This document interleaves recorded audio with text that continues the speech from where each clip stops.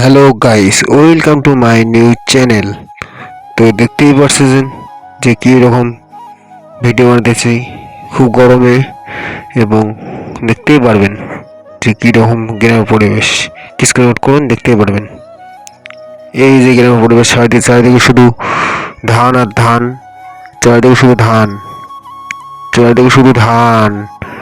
এই যে সামনেই বড় মেলা, এখানে সামনে একটা দেখতে পাবেন। এই জায়গাটা ফটোশুট করতে ভালো হবে অনেক।